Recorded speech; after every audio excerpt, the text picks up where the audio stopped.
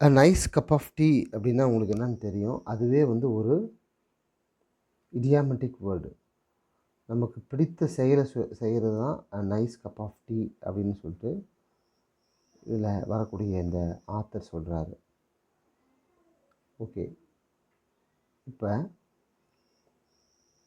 ஒரு டீ எப்படி செஞ்சா நல்லாருக்கும்? நம்ம நெறைய டீ குடிச்சிருப்போம். வெரைட்டீஸ் ஆஃப் டீ நம்ம குடிச்சிருப்போம். வீட்ல குடிச்சிருப்போம். பட் இங்க இந்த 2வது பாடமாக கொடுக்கப்பட்டுள்ள நைஸ் கப் ஆஃப் டீ வந்து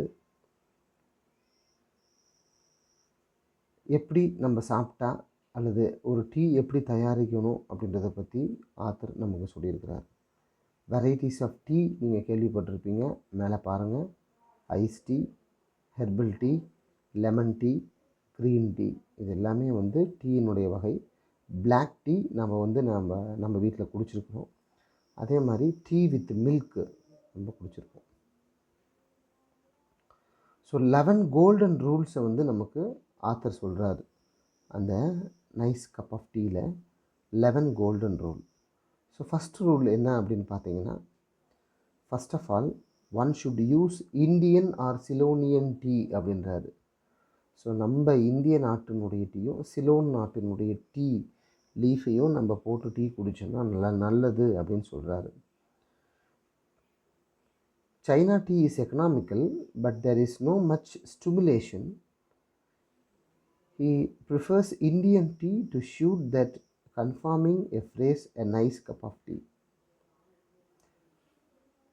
அதனால் சைனா டீ வந்து பொருளாதார ரீதியாக விலை குறைவாக இருந்தாலும் பட் இந்தியன் டீ தான் நல்லாயிருக்கும் அப்படின்றத முதல் கருத்தை சொல்கிறாரு. சரி, ரூல் 2 என்னன்னு பார்த்தீங்கன்னா, tea should be made in small quantities. குறைவான அளவில் அந்த டீ வந்து செய்யப்பட்டிருக்கணும்.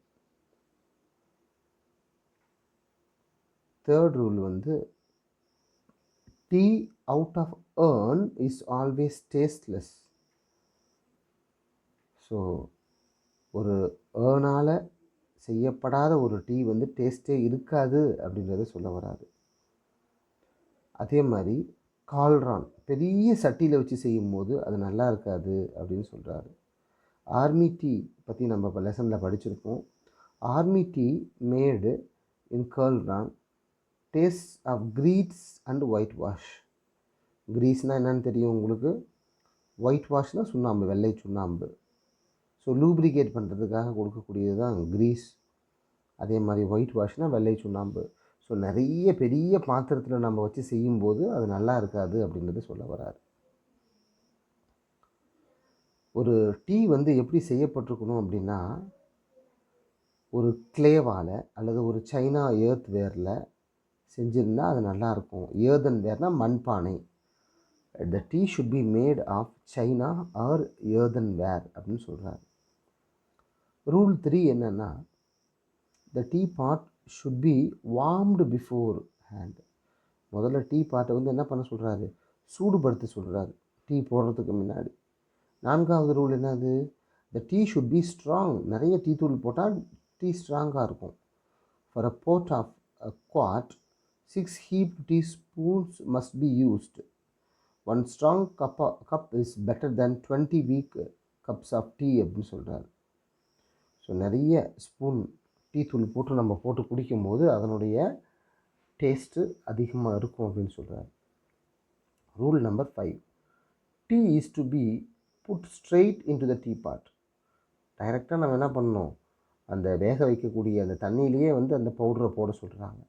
தேர் should not be any strainer or muslin bags or other than the device to imprison the tea.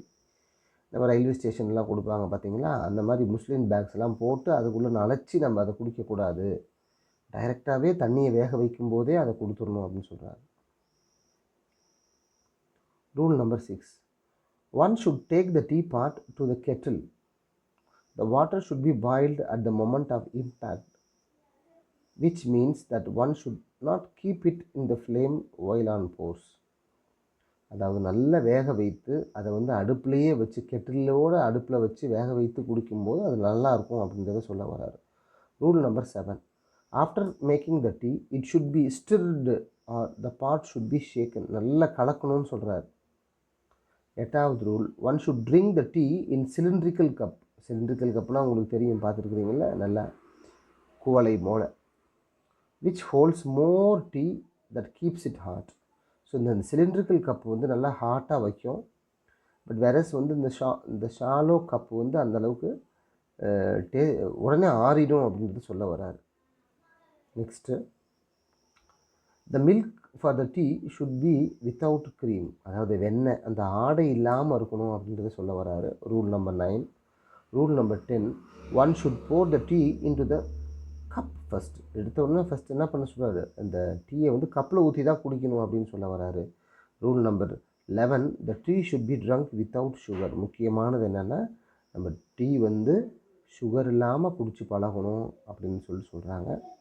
Various answers இருக்குது இதில்.